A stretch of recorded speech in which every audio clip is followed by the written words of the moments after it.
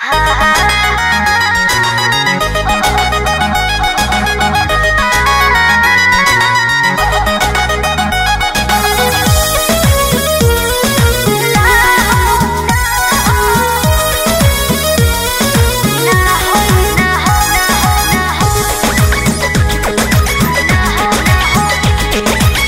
खाली मिलने बुलाती हो, चुम्मा में पकाम डराती हो।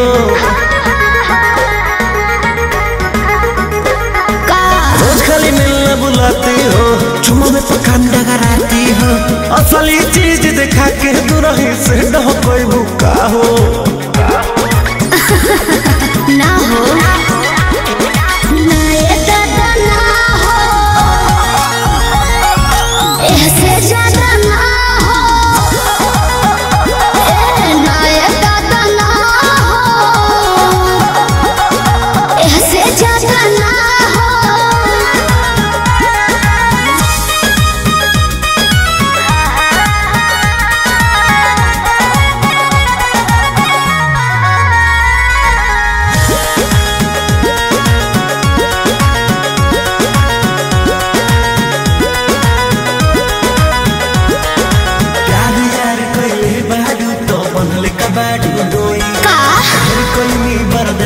गोरी अब बर्दाश्त ना होई।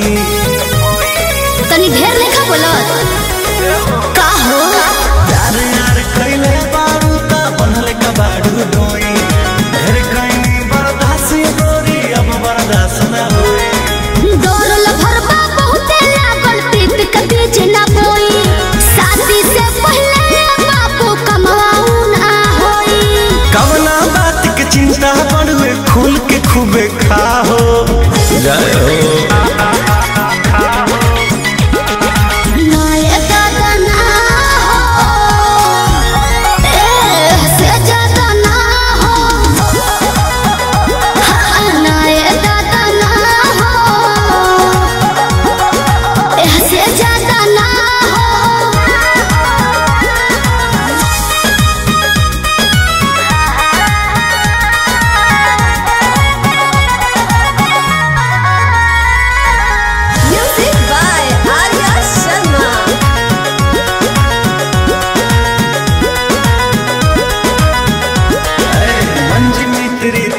जानू अब कैसा शर्माना, लव मैरिज करके जब तुमको हमारे घर है आना।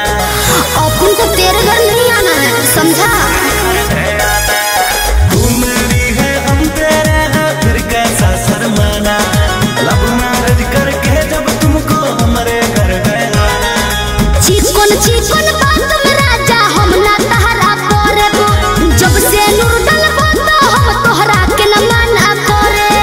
हार्ट बीट बढ़ल बा दिल के बहिया में आ जा।